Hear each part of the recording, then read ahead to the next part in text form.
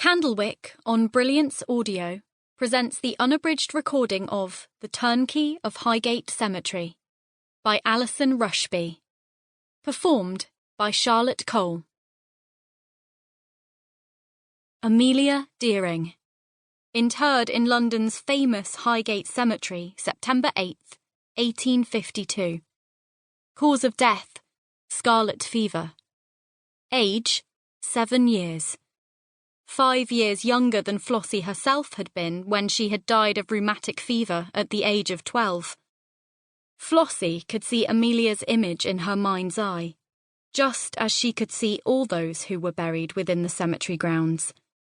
Amelia wore the most beautiful white lace dress, a light blue sash tied around her waist. A matching blue ribbon held her long hair back. As Amelia approached, Flossie thought about summoning her advisor, Hazel, then decided not to. She could handle this on her own. She stood from her armchair and opened the door to her turnkey's cottage, which existed only in the twilight world she now resided in. "Hello, Amelia," Flossie said, beckoning her in. Amelia inspected the small room, with its 2 large armchairs and threadbare rug upon the floor. She took a hesitant step inside. "Did you want to sit down?" Flossie asked her. Amelia shook her head. Flossie closed the door behind them both, noting that Amelia seemed nervous, but not confused. Still, Flossie always found it was a good idea to check if her visitors knew exactly who she was. "Now, you understand that I'm your turnkey. It's my job to see that you're happily at rest." This was true. Flossie cared for everyone here at Highgate. Out of all the interred buried within it, the cemetery had chosen her for the task.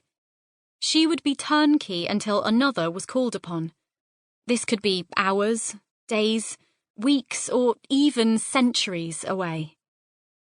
Highgate Cemetery was part of the Magnificent Seven, the pet name for the 7 huge cemeteries built on the outskirts of London in the 1830s and 1840s. There was Highgate, of course, as well as Abney Park, Kensal Green, West Norwood, Brompton, Nunhead, and Tower Hamlets. Some of the cemeteries were more well-known than others. Highgate, for example, was famous for its extremely beautiful Egyptian-style architecture, which had been all the rage in Victorian times. Kensal Green was stately and garden-like, and had been modelled on Paris's fashionable Père-Lachaise cemetery. The 7 cemeteries, however, had been left to their own devices for decades, and were now a mess of crumbling headstones, ivy, and tree roots. "I know who you are," Amelia answered. "I know why you have that iron ring and key in your hand."